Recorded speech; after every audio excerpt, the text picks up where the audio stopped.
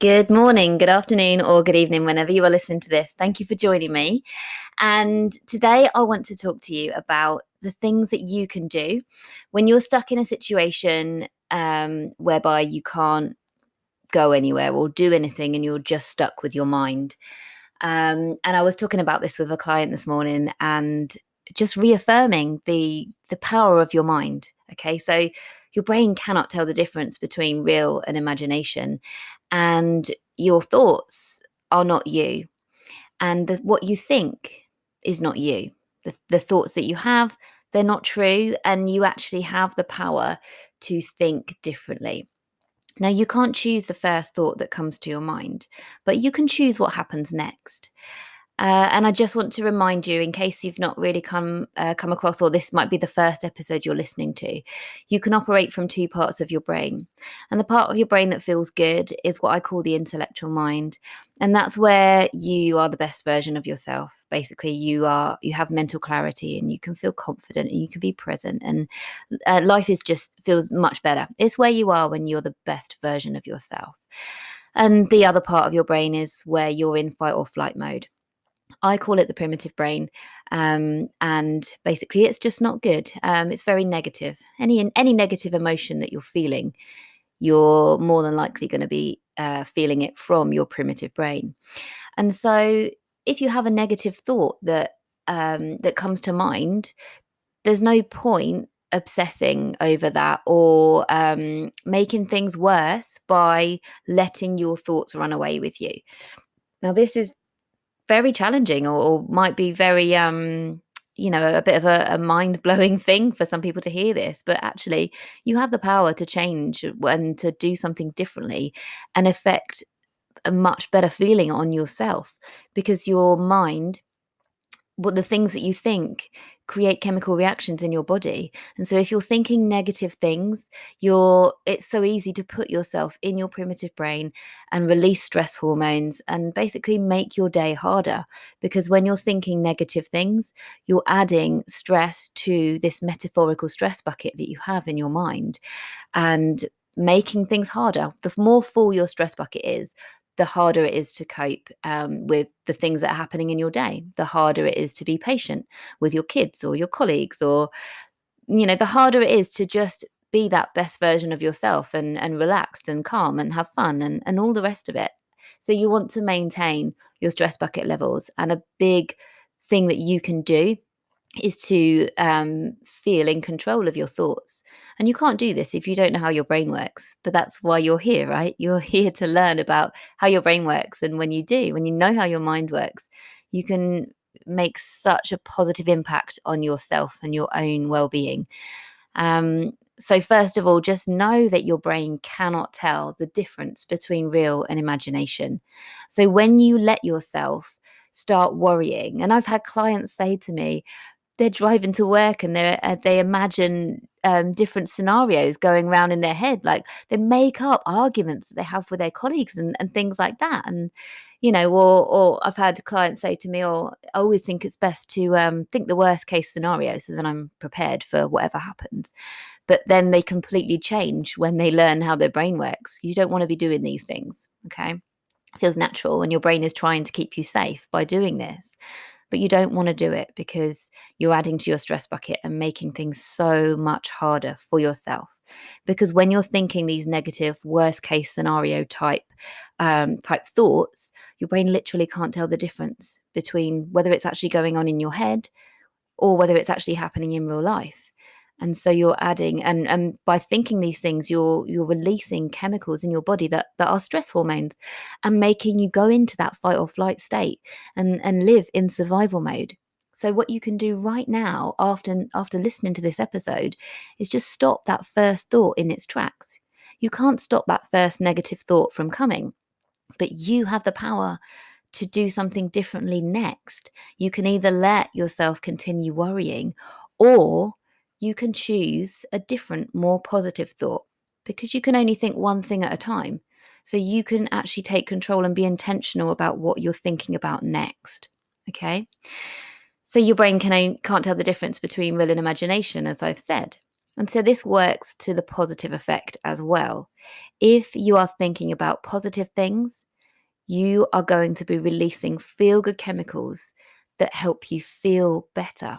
So, have you ever seen somebody walking down the street and they haven't got their phone in their hand, they haven't got any headphones in, but they're smiling. They're just smiling to themselves, and they're somewhere in their mind. They're thinking about something that has made them laugh or smile, in their own imagination, and unbeknownst to them, probably they're walking along the street smiling to themselves. And that's the power of the brain. Okay, it can't tell the difference, but when you know this, you can use it to positive effect.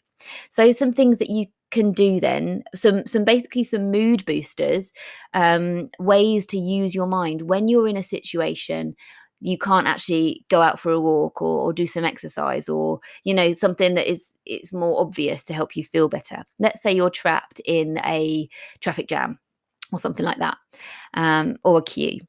You actually can go somewhere in your mind to feel more positive and stop that negative thought in its tracks. So you can go to a happy memory in the past, maybe pick a holiday and try and remember that holiday in as much detail as possible. Or you can pick your favorite CD, your favorite album, and sing the songs in your mind. Or you can look forward to things, and it doesn't have to be something big like a holiday or something. It can be something as small as you're looking forward to watching the next episode of a program that you're really into, or what you're having for dinner later. If you know what you're having for dinner later and you're looking forward to it, then look forward to it. And this is the idea behind delayed gratification, not having something right away, but actually putting it off and looking forward to it at the weekend rather than midweek. And the idea is that when you're looking forward to something, your brain can't tell the difference between real and imagination. So every time you think and allow yourself to look forward to that thing, you're getting those feel good chemicals that you would be getting more and more and more every time you look forward to it and then experience it, rather than just the one time experience it right here, right now. So yeah, look forward to things, and it doesn't have to be big things at all. It can be really, really small things. And another thing you can do is just daydream. And we do this as a child, and life happens and we just stop doing things like daydreaming. But actually, it's really, really good for the mind. Think positively. So many people are negative and fearful about the future, but I actually teach my clients the belief that the better it gets, the better it gets. And you can't teach a belief as such. What I mean by that is I say that during hypnosis.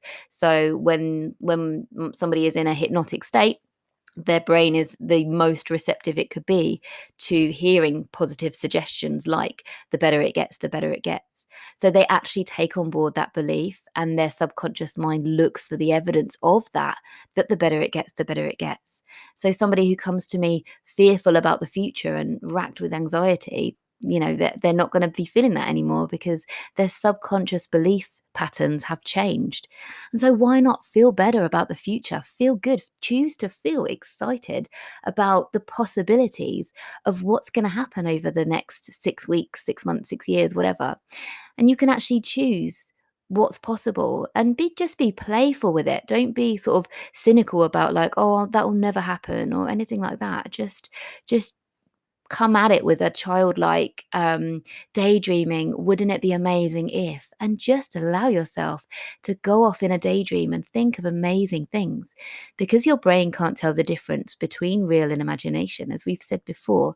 So it's really powerful to use that to positive effect, to daydream and think of the possible things that could happen. And why not think big? Because your brain, your subconscious mind, only looks for evidence of what you believe is possible. So if you allow yourself to not be cynical and to not think that won't happen to me or I'm not good enough, like push all that to the side and just allow yourself to daydream of what would the most amazing what amazing things could happen to me over the next 6 months, year, 2 years, and just allow yourself to really go somewhere positive, and your brain can't tell the difference between real and imagination. And I guarantee you, after 5 minutes of just picturing and imagining amazing things happen to you, your mood is going to feel so, so much better after you've taken control of that first negative thought and done something positive with your mind and your thoughts, you will feel so much better after just a few minutes of positive thinking, whether that is remembering a positive event in as much detail as you can, or going through songs in your mind, or positive daydreaming, or looking forward to things. And I actually used this a few years back when I was training for some half marathons. I found running to start with quite difficult, not in the sense that not physically difficult, but mentally difficult. I found that it was just such a struggle because had nothing to occupy me but my mind. And I got into, obviously I'd signed up for, or my husband had signed me up for this half marathon. And I just got into a routine of having something really significant to think about whilst I was out running. And I remember actually on one of the half marathons, it was on the notoriously difficult bit that everybody says lasts ages. And I was absolutely fine on that stretch because I'd chosen to go to a previous holiday, Australia, we were in, and it was quite a long holiday. We were there for the whole of August, and I tried to remember in every single detail the whole of that holiday. And I got to the end of the difficult stretch of the half marathon, and I wasn't even halfway through the holiday, and it just felt like it was fine. And it's all down to the power of the mind. I had something to occupy me, so I didn't notice the difficult things that, I didn't notice how difficult everybody said that stretch of the half marathon would be, or I didn't notice anything aching in my body because my mind was occupied. And I'm not going to go on forever in this episode because I've basically said what I needed to say now. And that is the power of the mind. When you know how it works, you can use your imagination to positive effect, to cut a negative thought in its tracks. Like, don't let yourself spiral. Now that you know that your brain can't tell the difference between real and imagination, you can stop the negativity in its tracks and feel so much better for it. But yeah, thank you so much for listening. I'm going to leave it there because I honestly could talk for hours and hours and hours about the brain. But that's this episode for today. Thank you for joining me. There's information in the show notes about where you can find more of me. But if you've really resonated with the things that I've said and want to learn more about your brain and hear more about how hypnosis could help you, and you wish to find out more about my Change Your Life program, send me a message with the keyword change over on Instagram or to my email. I'll put it in the show notes and I will get back to you with the details. Thanks a lot for listening, and I will see you again soon. Bye.